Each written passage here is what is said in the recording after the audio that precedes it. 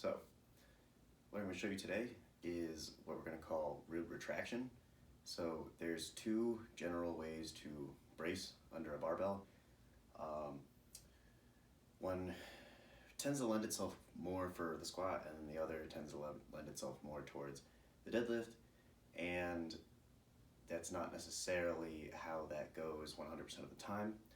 For myself, I actually found that the deadlift variation, which is more of a retracted rib cage, even though it's not actually that, actually works for me considerably better on the squat than it does for the deadlift. Playing around with on deadlift, but for now, we're just going to go over the two, right? So the ones that I taught just about everybody, especially when we first started out, and the one that I used up until maybe, I don't know, 6 months ago, was your very traditional, like breathe in, let everything expand, get the air, brace down, and push everything out. You can actually see my obliques go outwards. You're also going to feel a sensation in your low back, your QLs pushing out. For clientele of my own, we called it 3D expansion, where you're trying to expand like a tire or a balloon in a 360-degree area, I guess. So once again, it was big breath in, brace down, and push out, right? It's actually very stable, creates a nice pillar for us to basically squat from, right? And the other one is similar, except we're providing a little more of a narrower tube with a little bit of flexion and controlled flexion, which gives us a little more inherent stability, but less room for error as far as the pelvis moving. And also it gives us a little more room to protract and externally rotate our shoulders, right? Get a little scapular posterior tilt. If you see the other videos, that's more or less what I was talking about there. But we're just going to mention it here, no need to go over it in detail. So, what happens with the first one is when you're taking your big breath in, we are protracting the ribs. And then the second one, like we mentioned, was retracting the ribs. Now here's an important point that you have to understand off the bat. The ribs don't actually retract and protract. It's not a motion that it does. There is no single or group of muscles that can make it do so. In fact, when on the spine, each rib is attached to one or two of the vertebrae at two different positions, right? So if this is a rib, or rather, if this is your rib, and you have two separate joints, here and here, the rib can't actually protract or retract, right? That would require breaking this joint. That's a no-no. That's a legitimate surgical subluxation. So, not to be confused with a chiropractic subluxation. Totally different. Anyway, so the ribs don't actually go forward and back like this, right? So if this is the spine, this is the rib, doesn't do that. What it does do, and because it's cupped like this, right? Two joints, this is your cupped rib, or your like C-shaped rib, it actually rotates like so. And so with the two joints, it can rotate about the joints. And that's what gets us this ribs up, ribs down. So the ribs also do this other thing where it can expand this way and expand that way. Because of the direction of the ribs and the way that they're curved, when it goes up, they can also kind of go out, but you can also keep them from elevating too much and just expand outwards, right? So realistically, we only have two planes of motions for the ribs. It does not include retraction, protraction. It's elevation, depression, and I guess you could call it expansion and whatever the opposite of retraction. No, I don't want to use retraction. Doesn't matter. So ultimately, with retracted ribs, what we're doing is we're not actually retracting the ribs like we talked about. What we're going to do is, assuming your fingers are your ribs, and this might help to actually put your fingers there and just kind of pretend what you're going to do is breathe in relatively normally. You might even flare the ribs if you have to, kind of like get some thoracic extension. Big breath in, and you're going to not draw it in like a belly draw. You're not doing that. It's just a pull it in a little bit, and then you're going to brace down and out against that. So there's two sequences to this, two possible sequences rather. The one that I personally like that you're gonna see in the accompanying video with this is I've been playing with big brace in, get under the bar, get set, and I'll show you that in a sec. So big breath in, right? Then pull it in, and then push out against that while maintaining that. You're gonna see a little bit of thoracic flexion, but you don't want a ton. It should be very limited. And then the other way to do it is you're actually going to pull it in first. Get your breath in. It's gonna be a more shallow breath. You're gonna be forced to breathe more up here. And then you push down and out. You might find that one is better than the other. I tend to get lightheaded with super small braces, so I like to take the big flare up, draw it in a hair, push down, and you'll see in my video that I pull it in once more, and then down. It's like a 1-2, 1-2. And the most important thing for rib retracted squat, because we're just talking about the squat right now, is to remember to actively, not passively, but actively extend after you've done your brace. You can do all of that with the bar on your back. And so what that looks like, again, you'll see it in the video in a moment, is pull it in, brace down and out. I like to fix it a little bit, right? In, up, down, and then extend. While maintaining this, I'm only bending from about this spinal segment.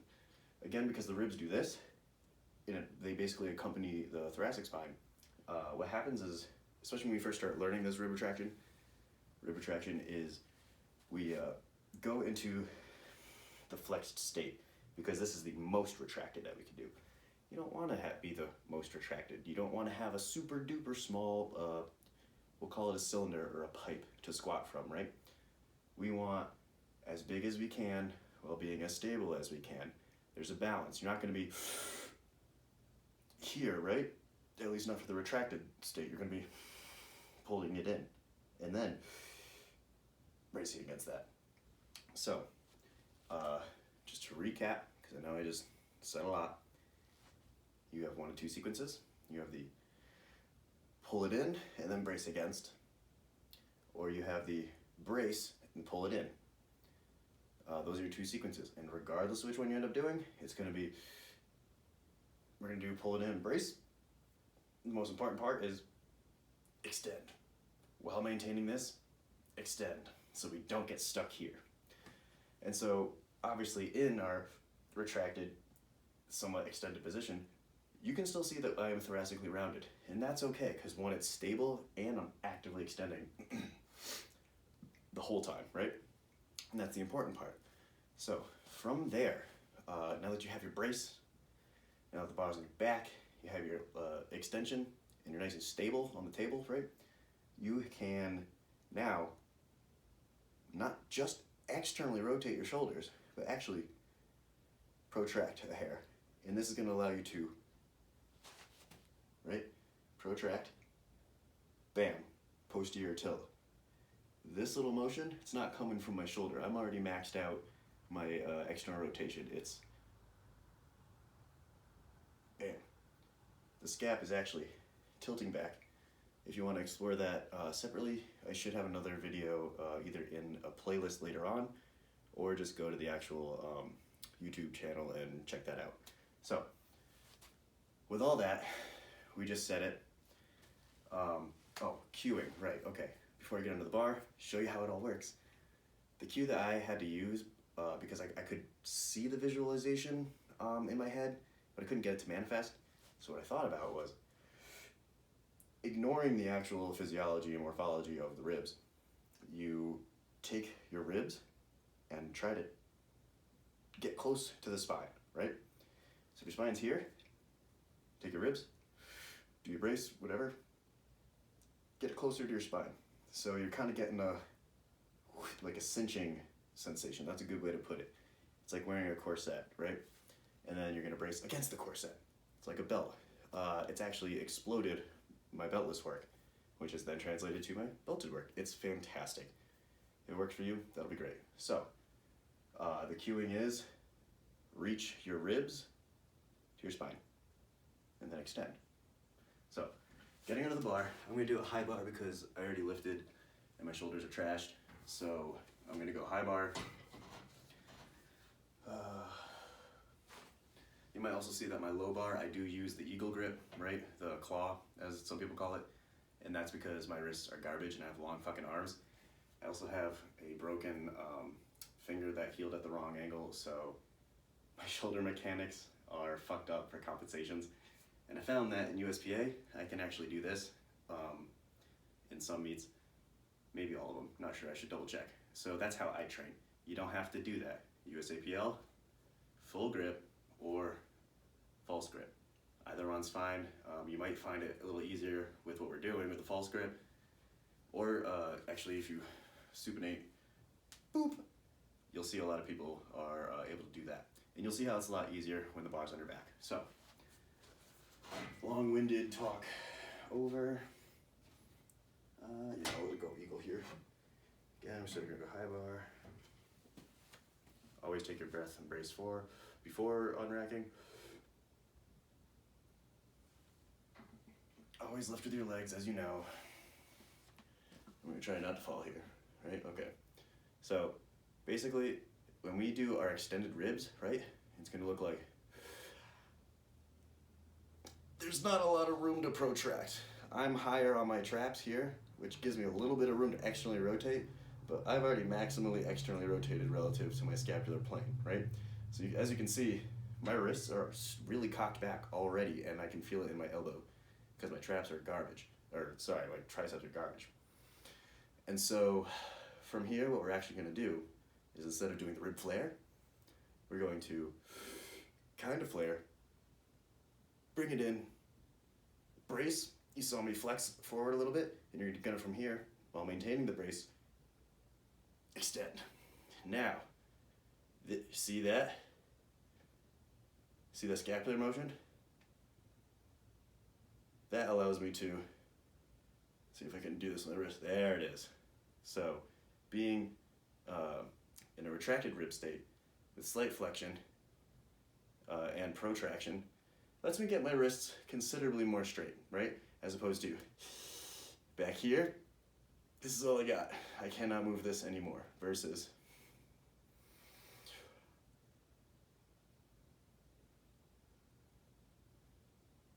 here. There you go. Except you can't maintain that and talk at the same time, so I'm gonna go back to flaring. So, what that allows you to do is keep your trunk nice and stable, and it's gonna help you be more upright, even though you're going to feel more pitched forward at first. That's totally okay. There's a big trade-off here, though, which you have to recognize. When you, let me rack this without losing my fingers. The trade-off here is the benefits. You're getting super stable if it works for you. Getting a nice brace where there is more stability, and you get a little more protraction, which can be great for your wrists, elbows, all that, for your upper back. There's two trade-offs though, like we said. If you're in a retracted position, you have more control of your pelvis, right? It has less room to move, but if you are in retracted and you lose your pelvis position, like we talked about with your pelvic and rib position relationship, you want to maintain that no matter where you start. You more or less want to be in that position no matter what. You don't want to go down and like extend, extend, extend. You don't want to do that. And so the trade-off here, unfortunately, is one, you're going to have less room for error. If you lose your pelvic relationship, either you dump this way and you're retracted, you're going to have a hell of a time keeping the bar on your back. You'll actually see that in my lifts. It's more or less my biggest problem. It's not so much that I lose my pelvis, it's more or less that I lose my upper back tightness. It's getting better though. And that's a manifestation of my hips shooting back. So that's one trade-off. And the other trade-off is, unless you have massive traps and very nice rear delts, protraction, even with elevation, is going to create a smaller shelf for the bar, and I'm going to show you that now. So first is the flared ribs, right?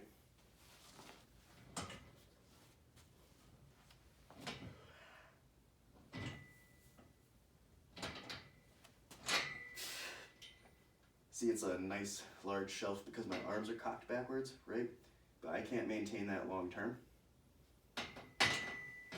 So now we're going to use the retracted ribs, and you're going to see where the shelf is. So on the flared ribs, I had a nice good shelf because my arms were out here, right? But because my elbows, oh, there's a bunny over there, because my elbows and my wrists can't handle that long term. So now we're going to try the rib retracted state. And you're going to see my shelf is going to be smaller, but I'm going to be more stable. So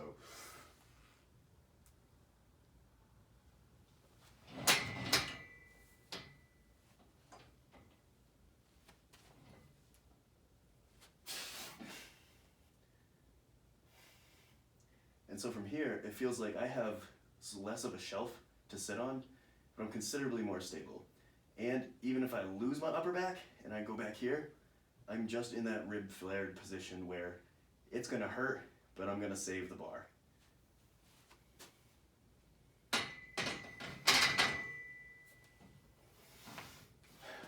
So,